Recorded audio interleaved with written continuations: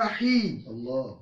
الحمد لله القائل إن الأبرار لفي النعيم والصلاة والسلام على أهد البشير محمد صلى الله عليه وسلم. نقيب الأبرار صلى الله عليه وسلم. سيد الأبرار صلى الله عليه وسلم. إمام دعاة البرر صلى الله عليه وسلم. على آله وصحبه أهل الأبرار. آمين. أدوك فوالله الحمد لله. أي النبي محمد صلى الله عليه وسلم. النبي توصي gbogbo mùmínì mùsùlùmí lóore. الله. Ó júwe mẹ́wàá fún wa, mẹ́wàá gbẹ̀yìn. الله. Pé bẹ́ẹ̀ bá soríire ẹ má gbàgbé mẹ́wàá gbẹ̀yìn. الله. Mẹ́wàá tó jẹ́ tó tẹ̀léra òun náà ló ní bá ṣe àmọ́ mẹ́wàá gbẹ̀yìn. الله. Ẹ jí ẹ̀yìn náfìlà ẹ bẹ̀ Ọlọ́run. الله. Ẹ sọ fọ́lọ́run yìí tó ti dáa kó má bàjẹ́. الله. Èyí tí èyí dá kọ́lọ́run sọ di dáadáa. الله. Ọlọ́run bá wa kí ànẹ́bì náà. صلى الله Bá wa عليه gé ànẹ́bì وسلم. náà. آمين. Bá wa gé gbogbo àwọn tó bá ṣẹ̀sìn Islam. Ọlọ́run bá wa kí wọn, bá wa gẹ̀ wọ́n. آمين. Gbogbo àwọn tí wọ́n ṣe dáadáa sínú Islam Ọlọ́run bá wa ṣàánú ẹnì kọ̀ọ̀kan wọn. آمين. Ètò yìí náà nu ti Al-Haq Year Travels and Tour tí wọ́n solùgbọ̀wọ́ rẹ̀ الله. wípé kí gbogbo mùmínì mùsùlùmí ọmọ jàǹfààní rẹ̀ ní الله. gbogbo ibi tá a ti ń gbọ́ wa. الله. Ọlọ́run iléeṣẹ́ wa Al-Haq bí yẹn bá fẹ́ bá wa dùn pọ̀ má jẹ́ ó pẹ́ o, má jẹ́ ó pẹ́ mọ̀ bọ̀ wá báyìí. má jẹ́ ó pẹ́ o. Umra àti hajj méjèèjì là ń ṣe. méjèèjì ni. Gbogbo tí máa sì mú ìrọ̀rùn wá ní hajj téèyàn fi dé kó tún wá gbé àárẹ̀ gbogbo ẹ̀ la ṣe. wàláì. Muwasalati wa ìgbéni láti mọ́tò síbìkan ọ̀rọ̀ ìrọ̀rùn ní ọ̀rọ̀. fúndù gbogbo àwọn fanadiku wa ta èyí tó wà lọ́hùn fúndùkù tó wà ní haram anabi àti tó wà ní haram Mẹ́kà gbogbo ẹ̀yẹn yẹn gbogbo ẹ̀ ó ló súnmọ́ rọrùn ó súnmọ́. ó súnmọ́ bí èèyàn bá yọjú látọjú wíńdò gẹ yọmọ wọ haram nísàlẹ̀ sallallahu. yọmọ wọ haram nísàlẹ̀ Allah. haram Mẹ́kà Allah. gbogbo ẹ̀ là ń ṣe tó rọrùn káwá bá wa dòwò pọ̀ fọ́ọ̀mù ètí ìtàn tètè ìtàn o. má jẹ́ ó dìgbà tá a máa jà tí kálukọ́ máa bá ẹ̀ tí ìfẹ́ mi ń ẹ tèmi. ti fi mi àti mo ti kọ́ sọ fún yín pé mo fowó kọ́ kalẹ̀. ilé iṣẹ́ tó lè bá lọ sí umrah hajj tó ní kábàámọ̀ tíṣẹ́ rí ó pé tí wọn náà mọ̀ pé alhamdulilayi àwọn àfáà ti bẹ́ẹ̀ wọ́n yẹ àyànjú gidi nínú ọlá àwọn àgbàlagbà nínú ọlá àwọn àfáà wa àgbà nílọrin gbogbo òṣìṣẹ́ ibẹ̀ ló yanjú dákun tètè darapọ̀ mọ́ wa ọlọ́mọṣà gbà lẹ́sìn fún wa. ìyá rẹ tó wá ṣètò rẹ̀ tó jòlùdásílẹ̀ ilé iṣẹ́ wa náà òun náà ni màmá wa àgbà alhaja wa Rizkiya Ayọ̀ ọlọ́mọ ìyá náà àtàyè ọlọ́mọdé kankan bàjẹ́ ńbẹ. àmín. ọ̀gá wa àgbà tí ń bẹ lé bàbá wa alhaji wa Saad ọlọ́mọsàbà mójútó àwọn náà. àmín. wọ́n fi ìnira kàn wọ́n. àmín. àti gbogbo etí tí ń gbọ́ àbí tá a ti ń gbọ́ àwọn tó fi mímọ̀ tó ti wá sí. ọbẹ̀ láti lu àfa àwọn àgbà bàbá Sheikh Alim. sheikhu wallahu ya'simuka minan nas la takhafu daraka wala takhsha wala hawla wala quwwata illa billahil aliyyil azim. bàbá wa Sheikh Adam Abdullahi Al-Ilori bàbá alágége rahimahullah àmín. bàbá wa Sheikh wa Muhammad Kamaluddin Al-Adabi rahimahullah rájí àgbà àmín. bàbá wa lágbàrẹ̀ rẹ̀ bàbá wa lágbàjì bàbá wa ní sóró àti gbogbo àwọn ẹni ọlọ́run káàkiri gbogbo ridwanullah alayhim ọlọ́ba àṣàlékún kẹ́ wọn. àmín. àwọn tó wá múlé náà dúró láti rí àfa àwọn àgbà àwọn tí ò já máa lẹ̀kùn mọ́ pàánù káàkiri. bí àwọn ọmọ búwo tí wọ́n ń lẹ́kùn yìí àwọn tó tọ́ ayé wa sí. àwọn tó tọ́ ayé wa sí bàbá Mudirul Markaz OON. bàbá Sheikh Muhammad Habibullah Adam Abdullah Al-Ilori adamallahu hayatahu. bàbá alágége OON wọ́n bẹ̀ sọ́kùrù lórí سليل العلم والمجد أدام الله حياته. ọlọ́mọ sàjárí babalágége pẹ́. àmín. ọlá nàbí Muhammad. àmín. gbogbo àwọn khulafau pátápátá. bàbá khalifatul adabiyyin. bàbá khalifa lágbàjì. gbogbo àwọn àgbàlagbà tásìkò ọgbà wa ti dákọ̀ wọn. ọlọ́mọ sàjárí wọn pẹ́. ọlọ́dún wọn pẹ́ fún wa àtàyé wọn ọlọ́mọdé nǹkan kọ́ bàjẹ́ ńbẹ́. àmín. àlùbáríkà gbogbo etí ti ń gbọ́ wa níbi tá a ti ń gbọ́ wa kánilá haula wala quwwata illa billahil aliyyil azim. ní àná abára wa sọ̀rọ̀ nípa tí ń jẹ́ ìrántí Ọlọ́run. Allah. bí ìrántí Ọlọ́run bá pọ̀ lẹ́mìí rẹ gbogbo ń tọ̀ ń wá ní ọmọ wọ káàkiri lórí ò ní dààmú tọrọba tó ń rántí òun náà ní ọmọ rántí wọn náà fún oore. àti wá wà nínú mẹ́wàá gbẹ̀yìn tí kálukú wá ń ṣàdúrà nínú Laylatul Qadr. àwọn kan bẹ tahajjud wọ́n yẹn náfìlà mọ́júmọ́ ni. àwọn kan bẹ tilawatul Qur'an. wọ́n ka Al-Qur'an nìní. ní gbogbo ìgbà ní gbogbo àsìkò. àwọn kan bẹ zikirullahi ìrántí Ọlọ́run ni wọ́n máa ṣe bíbó. àwọn náà ni wọ́n máa ṣe la ilaha illallah la ilaha illallah la ilaha illallah la ilaha illallah. àwọn kan bẹ subhanallahi wa bihamdihi subhanallahi alazim. àwọn kan bẹ Allahu arrahman arrahim almalik alqudus assalam almumin almuhaimin alazizu aljabbaru alimutakabiru. wọ́n máa kà á lóko Ọlọ́run ní tí ń jẹ́ 99 names of Allah. àwọn mi àtúmọ̀ fà á bẹ́ẹ̀ ṣe wílẹ̀ kan àwọn máa pe la ilaha illallah muhammadu rasulullah sallallahu alayhi wa sallam. táwọn ọmọ wí tí wọ́n mú. àwọn kan bẹ gbogbo kọ Ọlọ́run èyí tá a mọ tó hàn sí wa. ọ̀kan bẹ táwọn àgbàlagbà àwọn ẹni Ọlọ́run tí wọ́n mọ̀ tí wọ́n tún máa fi pe Ọlọ́run tí èso kọ bú kọ Ọlọ́run náà ni. gbogbo ẹ̀yẹ́ yẹn wọ́n máa fi bí Ọlọ́run lára ìrántí Ọlọ́run. kò sí tí wọ́n wá bẹ̀ tayọ pé ìrírí Laylatul Qadr. torí pé ọba tó dá wa tó mọ̀ wá tó mọ̀ wá òun ló ti kọ́kọ́ sọ ọ́ sínú ọ̀rọ̀ rẹ̀ èyí tó fi ránṣẹ́ sí Ànábì wa Muhammad. ibi bada a'udhu billahi minash shaitani rajim bismillahir rahmanir rahim. Ọlọ́run sọ fún wa pé mim wal kitabil mubin. Ọlọ́run jẹ́ kó yé wa pé àràfí méjèèjì ni kò sẹ́ni tó lè sọ tó máa rà fọba tó sọ ọ́ sílẹ̀. how àràfí ni. mímù àràfí ni. bẹ́ẹ̀ náà ni ká pé alif lam mim àràfí ni. bẹ́ẹ̀ náà ni ká pé ayin sin ọ̀f àràfí ni. bẹ́ẹ̀ náà ni ká pé ká ha ya ayin sọ́ọ̀dì àràfí ni. gbogbo àwọn hùrúfù yìí kò sẹ́ni tó lè sọ tí wọ́n ń pè àti bí ti ń jẹ́ àfọ̀bà tó sọ. wal-kitabil mubin. wal-kitabil mubin. Ọlọ́run níbi mo ti búra pẹ̀lú àràfí méjèèjì tí ì sọ ìtumọ̀ rẹ̀ fún yẹn káfí bí ọba tí mo ní tí mo sọ. bẹ́ẹ̀ náà ni mo fi jẹ́rìí pẹ̀lú alukur'an. alukur'an ni ó hàn sí gbogbo ayé kì í ṣe ń tọpamọ́. alukur'an ó hàn sí gbogbo ayé kì í ṣe ń tọpamọ́. torí pé Ànábì wa Muhammad sallallahu alayhi wa sallam. Ànábì ní khairukum man ta'allama al-Qur'ana wa 'allamahu.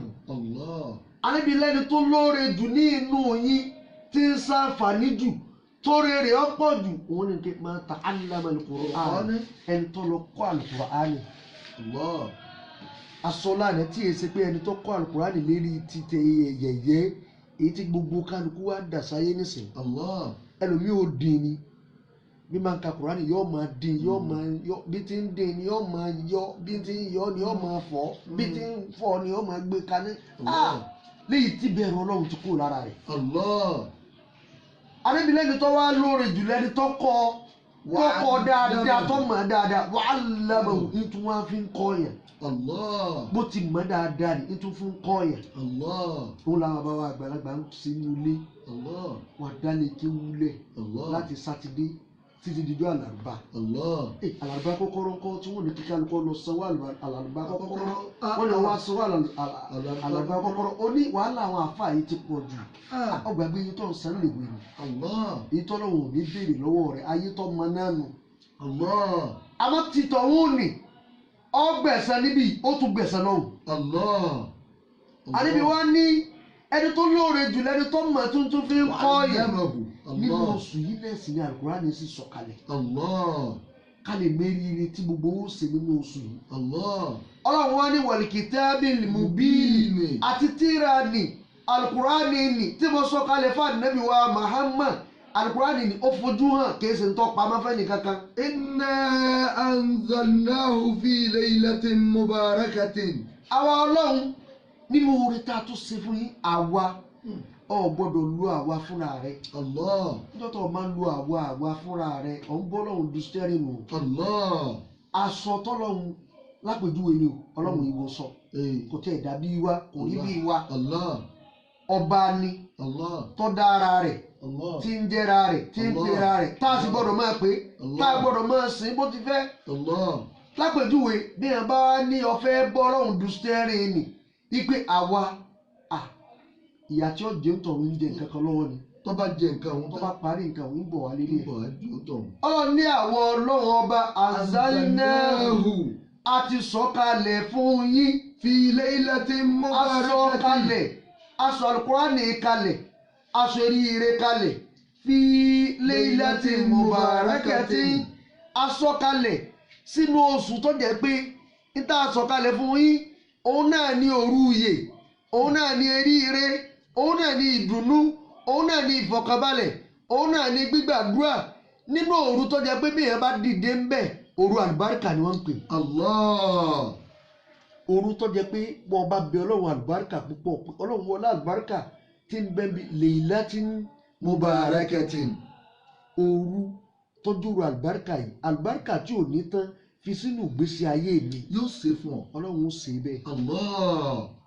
Ọlọ́run ó gbà á bẹ́ẹ̀. Allah. Ọlọ́run ó sì kọ́ bẹ́ẹ̀ fún tọ̀hún. Allah. nítorí pé bí yẹn bá ti inna anzalnahu fi laylatin mubarakatin. inna anzalnahu fi laylatin mubarakatin Ọlọ́run láwa la sọ ọ́ kalẹ̀ sínú òru tó jẹ́ pé òru àlùbáríkà ni aṣọ ẹ kalẹ̀ sínú oṣù ni aṣọ àsìkò kalẹ̀ sínú oṣù ni aṣọ gbígbàdúrà kalẹ̀ sínú oṣù ni aṣọ ntí ń jẹ́ oríire tí èmi dèrí ibú sínú àsìkò ni sínú òru ni inna kunna munzirin Ọlọ́run ní bá a ti sọ kalẹ̀ a tún wá jẹ́ olùkìyà ìyà fún yín o à ń kìlọ̀ fún yín pé ntí ó balẹ̀ Laylatul Qadr yìí jẹ́ ẹ má dé díẹ̀. nínú àwọn èèyàn mẹ́rin àbí kí n pé nínú nǹkan mẹ́rin tá a gbà lọ́dọ̀ àwọn àfáà tí wọ́n kọ́ wa wọ́n ní nǹkan mẹ́rin kan bẹ a máa ba Laylatul Qadr jẹ́ ni. gbogbo ẹni tó bá ní mẹ́rẹ̀ẹ̀rin lọ́wọ́ kò ní rí orí Laylatul Qadr. Allah. ẹni alákọ̀ọ́kọ́ òun lẹni tán ní ọ̀ gbọ́dọ̀ mutí mọ́ ọ ní òun ò lè ṣe kó wọn má di kìíní yìí mu bẹ́ẹ̀ bá ní wọn má mú gbangba wọn má mú kọ̀rọ̀ Ọlọ́run ní ọgbà gbé pé àti gbangba àti kọ̀rọ̀ èmi mo ní. Allah. Innahu ya'lamul jahra wa ma yakhfa. àti gbangba rẹ bó ti hàn sí yẹn àti kọ̀kọ̀ rẹ tí wọ́n rò pọ̀ pamọ́ fún yẹn tí ò pamọ́ fọlọ́run Ọlọ́run ní méjèèjì ni mo ní máa ń pẹ̀. Allah. àwọn ni wọ́n ti ní àwọn mú ta ni inú ilé ló ti máa mú bó ti mú ni wọ́n ti tilẹ̀kùn orílẹ̀ láti kádìrì fún tọ̀. Allah. fún tọ̀ sakura ní 100 Ọlọ́run máa wò ni. Allah. ẹlẹ́ẹ̀kejì aqul walidayni ọmọ tí ń ṣe ìyá tí ń ṣe bàbá ìyá rẹ̀ ọ bẹ̀rẹ̀ sí ní ṣépè látàárọ̀ ó ní látàárọ̀ lẹ ti bẹ̀rẹ̀ ṣiṣẹ́ níjọ́ méje kẹ́ ẹ máa ṣe níjọ́ méje. Allah. ọ gbọ́dọ̀ gbígbẹ fáwọn tó bí ọ. ìyá rẹ ní kò ní dáa fún ọ ọlámì. ọmọ mi ò ní àmì. ọ gbàgbé pé àlìjẹ́nà rẹ gìgísẹ̀ ìyá rẹ lọ́wọ́ àní. Allah. bó bá ti pàdé ọ̀pá ayé rẹ dé ọ̀pá àlìjẹ́nà rẹ dénú. Allah. ọ gbàgbé bẹ́ẹ̀ ni. Allah. mẹ́jọ orí bẹ́ẹ̀. Allah. nítorí pé níbi kọ́ ọmọ bọ̀ wàhídìláhùn mọ́ janaha dhulli mina rahma Ọlọ́run ní bó atẹnu rẹ àti ara rẹ àtọkàn rẹ àti ṣesí rẹ gbogbo àwọn tó yẹ kó fi tẹríba fún ìyá rẹ àti bàbá rẹ ni lọlẹ̀ fún wọn yẹnyẹn Allah waqul irhamuhuma. waqul rabbi irhamuhuma kama rabbayani saghira. gbogbo tí ń jẹ́ respect yẹn ọ̀ gbọ́dọ̀ fún yẹn ní àwọn ni ó parí gbogbo ẹ̀ fún. Allah. máa wá pé qul rabbi irhamuhuma kama rabbayani saghira. ọlọ́run bá ń ké ya mi bá ń ké bàbá mi bí wọ́n ti ké mi nígbà kékeré. ọlọ́run bá ń kunna mudhirin. a gbọ́dọ̀ kìlọ̀ tí ò ní jẹ́lé láti kádìrì yẹn ó bàjẹ́. Allah. nínú ẹni tí ò ní ní orí ilé láti kádìrì òun lọmọ tó ṣẹ̀yà tí ń ṣe bàbá. Allah. Lílátùl Kọ́dírì ni ọmọ òun ò lè rí oore òun. Allah. Allah. àfi kó jẹ́ pé ọgbọ́dọ̀ rà lára àwọn méjèèjì. Allah. àwọn náà ni wọ́n ṣe sábàbí rẹ̀ tó fi wáyé. Allah. alákùnrin kan lọ bá Nábì wa Muhammad. sallallahu alayhi wa sallam. ó ní wa Nábì ta ló yẹ kí dáadáa àtẹ̀tọ́ tí màá ṣe ta ló yẹ kó pọ̀ fún. ibo ló yẹ kí n darí ẹ̀ sí. قال رجل إلى النبي صلى الله عليه وسلم قال ọkùnrin kan lọ sọ́dọ̀ Nábì. أي الناس أحق بالبر. ta ló wá sọ fún Nábì ipe ẹ̀wọ̀ Nábì ta ló tọ́ sí kí n ṣoore fún jù ta ló tọ́ sí kí n ṣe dáadáa fún jù ta ló yẹ kí n jàǹfààní oore lára rẹ̀. قال النبي صلى الله عليه وسلم. òjíṣẹ́ Nábì wa Muhammad akáyìdé gbẹ̀gbọ́n bàbá Fatima Ànábì wa ń sọ fún arákùnrin rẹ̀ yẹ pé أمك. ẹni tó yẹ kí dáadáa rẹ̀ pọ̀ fún jù ìyá rẹ̀ ni. ثم أمك. Ànábì wí lálákọ̀ọ́kọ́ ọ̀dàkẹ́ arákùnrin tún béèrè pé Ànábì ta tún ni Ànábì tún ní umuk ìyá rẹ̀ ni. Ànábì tún arákùnrin tún dákẹ́ Ànábì náà dákẹ́ ó tún béèrè lọ́wọ́ Ànábì pé ta ni ثم أمك. Ànábì ní ìyá rẹ̀ náà ni. Ànábì wa pọ́ọ̀rì ó pòórì ìyá lẹ́ẹ̀mẹ́ta ó pààrà rẹ̀ lẹ́ẹ̀mẹ́ta lọ́dọ̀ àwọn oníbàlágà àwọn àfa wa nílé wọ́n sì máa kọ́ wa pé at-takraru indal balaghiyina tufidul ma'na. Allah. at-takraru indal balaghiyin Allah. tufidul ma'na. Allah. kéèyàn sì máa pààrà nǹkan kọ́lọ̀ wọn máa pààrọ̀ nǹkan fún yín àbí kéèyàn náà máa sọ nǹkan kan lẹ́ẹ̀mẹ́wàá kọ́ máa sọ lẹ́ẹ̀mẹ́wàá kọ́ máa sọ lẹ́ẹ̀mẹ́wàá kọ́ máa sọ lẹ́ẹ̀mẹ́wàá tufidul ma'na yìí máa mú tùmọ̀ gidi wá ni pé ìṣeré pẹ̀lú tí ń sọ yìí. Allah.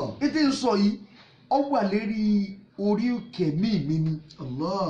ntí yẹn bá sì fẹ́ jù ní ọ̀pọ̀ nù rẹ títí yẹn máa sọ jù. Allah. Ànábì wa pààrà ìyá lẹ́ẹ̀mẹ́ta. ثم أبوك. Ànábì ò ṣeré dídé nu. Allah. Ànábì ṣẹ̀ṣẹ̀ wá ní thumma abuk.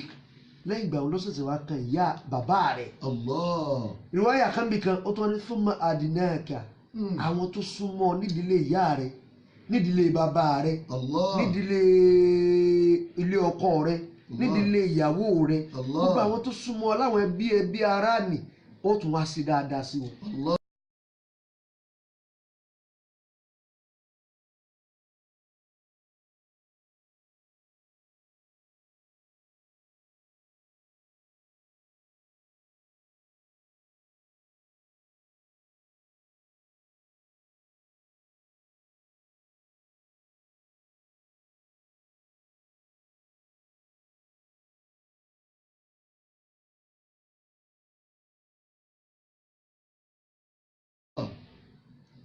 ajẹ́ pé ọmọ tó bá ṣe ìyàtọ̀ ṣe bàbá kò lè rí orí Lailatul Qadr àfikún túbá. àfikún túbá tó bá wá túbá ọlọ́run fún lórí Lailatul Qadr. Allah. ẹlẹ́ẹ̀kẹta ẹni tí máa ń já òun lẹ́ni gbogbo ẹni tí bá máa jẹ́ okùn ẹbí. Allah. gbogbo okùn ẹbí mẹ́jọ já lọ́wọ́ rẹ̀. oníbìyí ṣe ń bẹ mo ṣe wà láàrin yìí alájà ní tijú bá gbogbo yín la. alájà ni bí n bá fi kó mi yìí. tálájà bá fi lè kú tọ́kù láyé yìí ìtúndé àyè máa bẹ́ẹ̀ bí má tún dé àyè ọmọ àlè ní. ẹkùn ló máa lè. má bínú afọ́jú. Allah. má bínú pé ìbínú yìí ò ní kò ní tá láéláé. Allah. ìbínú tí yẹn máa bí tó díjú pẹ̀lú ẹ̀ pé mo díjú yẹ́yẹ́ ni tí mo sì hùn bí ó ti rí nù. Allah. má jẹ́ ọ jẹ́ bẹ́ẹ̀. Allah. bọ́ ọ bá fi já okùn kanú ẹbí rẹ ọlọ́run náà jáun náà kúrò lára rẹ. Allah. ẹtọ́lọ́n bá wá já kò nínú òkè ọlọ́run bò ní ti rí rí. kò lè rí. ọ̀ gbọ́dọ̀ jókun ẹbí gbogbo ọ̀ràn okùn ẹbí má jẹ́ ọ tọwọ́ rẹ já. Allah. má jẹ́ ọ tọwọ́ rẹ já máa sopọ̀ nítorí pé ọlọ́run gbogbo ẹni tí ń bá ń sopọ̀ èmi ọlọ́run ó da ìkẹ́ mi papọ̀ mú tọ̀. Allah. ìlú ìkẹ́ mi tí ń fi máa ké ń tọ̀hún tí ó fi máa pé ìtọ̀hún ń ṣe oore ni. gbogbo ẹni tí máa ń jákun ẹbí kò ní rí orílẹ̀ látàkàdé. àfi tó bá tún ṣe pẹ̀lú. àfi tó bá tún ṣe pẹ̀lú. bó bá ti wá tún ṣe torí ìdílé bàbá àti ìdílé ìyá gbogbo ẹ̀ṣẹ̀ tí wọ́n ṣe ó ti tán láti òní lọ. ó wá lọ bá wọn ẹ má bínú kò yé mi ni wọ́n ṣe wáàsí kan nínú rédíò ní sóbí lókè téńté ibi tá a ṣe yọrí wá ti ń fọhùn wọ́n ṣe bí wọ́n ti ṣe tán mo sì gbọ́ yé ẹ̀dá kìí mọ̀jà àjàmọ́ láti òní lọ ẹ̀jẹ̀ aṣọ ẹbí pọ̀ bó o ti ń so pọ̀ ọlọ́run ní orí ilé láti ká ní ọmọ sopọ̀ yóò máa sopọ̀ pọ̀ mọ́ ọ náà. orí ilé láti ká ní ọmọ dọ́dọ̀ ọ̀wọ́ náà torí pé ẹni tó bá ti sopọ̀ ọlọ́run ló ń so ìkẹ́ ẹ̀wù papọ̀ mọ́ ń tọ̀hún. ànábì ló sọ ọlọ́run ó so ń tọ̀hún papọ̀ mọ́ra rẹ̀ yóò so ma ìkẹ́ ọlọ́run náà ni ó so ma. nínú ẹni tí ò tún ní tán ẹlẹ́ẹ̀kẹrin òun lẹni tí wọ́n parí ìjà fún yín oníbọ́ bá tán láyé kò ní tán láyé kíámà tí ó tẹ̀ ṣẹlẹ̀ níjọ́ àlìkíyàmọ̀ tayọ pé kò ní tán bí ó tètè tán láyé bíi bíbísì tó bísì níjọ́ àlìkíyàmọ̀ n ti bẹ́ẹ̀ tayọ pé ọ̀rọ̀ ẹja parí ìjà lé nìkan tètè jẹ́ ọ parí látàyé má yẹn dì parí rẹ̀ sàlámà wa khairuhuma alladhi yabda'u bis salami ẹni tó lórí ìdùnnú ẹni tí ń jà méjì lẹni tó kọ́kọ́ sálámà sí yàn bó o ti ń gbọ́ nísì tètè parí tún mẹ́rẹ̀ẹ̀rin yìí ṣe tó ọba ń bẹnu ẹ̀ kó o lè rí oore Laylatul Qadri. torí bó o ṣe sínú lálẹ́ yìí nísìn. lálẹ́ ní ìnísìn. ó di 23. ó di 23 lẹ́nu. akọ àbájẹ́ ìní. akọ àbájẹ́ ìní. bó o ti wá tún ṣe ni ọlọ́run ní bó o ti tún mẹ́rẹ̀ẹ̀rin ṣe ni. àwa náà ń tà sí pé fiha yufraku kullu amrin hakim. fiha yufraku kullu amrin hakim. gbogbo tí ń jẹ́ ọ̀rọ̀ rẹ njọ́ òun náà làwọn náà mọ̀ wá yanjú ẹ̀. ẹni tá a kọ orí owó fún njọ́ òun náà làwọn máa kọ fún. yufraku kullu amrin hakim. gbogbo ọ̀rọ̀ tó jẹ́ pàwọ́ ọlọ́run àmọ̀ sí kìí ṣe pé àmọ̀ sí bá a ti kọ́ bá a ti ṣe bá a ti gbé gbogbo ẹ̀ láàmọ̀ yanjú njọ́ òun. ẹni tá a kọ orí fún njọ́ òun náà là á kọ. ẹni tá a wò pé ṣé wọ́n fọ́ orí ni bó o ti sùn tó dìde fọlọ́run ni sẹ́kádàrà rẹ̀ kó sùn pẹ̀lú ẹ̀ njọ́ òun náà làwọn ọlọ́wọ́ yanjú gbogbo ẹ̀. amuran min indina. ọlọ́run ní àṣẹ tá a fi pè àṣẹ rẹ̀ fún ìyẹn kọ̀ọ̀kan tó bá jí tó bẹ̀ wá nínú Laylatul Qadri tá a fi ṣe ọ̀gángán òre Laylatul Qadri àṣẹ ni àtọ̀dọ̀ wa ni ó ti wá eríire ni àtọ̀dọ̀ wa ni ó ti wá ẹ̀mí gbogbo àtàláfíà ni àti sọ́ tí ń tọrọ àti bùkátà tó gbé wá sọ́dọ̀ wa àtọ̀dọ̀ wa ni ó ti wá láti fàṣẹ sí i. inna kunna mursilina. ọlọ́run afàsùkò yá àfi bẹ̀wọ̀ ọlọ́run àfi bẹ̀ọ́ àfi oore tí ń bẹ nínú Laylatul Qadri táwọn àfa wa ni bọ́lọ̀ ń bá ti fi ẹrú kan ṣe déédéé rẹ̀ yóò ṣe ríire láyé yóò sì ṣe ríire lálìkíyàmọ̀ gbogbo wa tá à ń gbé ètò yìí ọlọmọsàjà sóríire. àmín. eríire náà jọ kárí gbogbo tí ń jẹ́ ẹbí wa ará wa gbogbo tí ń jẹ́ fámìlì wa ọlọmọsà pé eríire náà kárí wa. eríire náà Kwara State Ìlọrin àti gbogbo tí ń jẹ́ Nàìjíríà oríire náà ọlọ́njọ́ kárí gbogbo wa lápapọ̀. àti olùdásílẹ̀ ilé iṣẹ́ wa yìí àti olùdásílẹ̀ Al-Haq Here Travels and Tour ọlọ́run àti gbogbo àwọn tí ń délé tí wọ́n máa ń wà lọ́fíìsì tí wọ́n ń délé de ya wa náà gbogbo ẹnu kọ̀ọ̀kan wa eríire náà jọ kárí wa. àmín. alibarika ọlá nabi wa Muhammad sallallahu alaihi wasallam ìkẹ́ tí ń bẹ nínú Laylatul Qadri ọlọ́run jọ kárí wa. àmín. wala la hawla wala quwwata illa billahil aliyyil azim. fún àǹfààní àwọn tí wọ́n fẹ́ darapọ̀ mọ́ wa ní iléeṣẹ́ wa Al-Haq Here Travels and Tour nọ́mbà tẹ́ lè pè wá sí tí ẹ máa fi bí ẹ bá fẹ́ rí wa àbí ẹ fẹ́ ṣètò pẹ̀lú wa 080 36 78 52 63 ká darapọ̀ mọ́ wa ọlọ́mọ́sàdá sóbìrì kalẹ̀ èmi ni ọmọ ìyá yín Hassan Mustapha Agbarere Al-Abrar àti ọmọ ìyá mi Hussein Mustapha Agbarere Al-Abrar àtọmọ alájà tuntun tí àjọ ń tikò ètò yìí Al-Imam Idris Mustapha Agbarere Al-Abrar láàmà dágbére fún yín tẹ́tù pàdé wa ní ẹ̀sìnkò yìí lọ́la pé wassalamu alaikum wa rahmatullahi wa barakatuhu.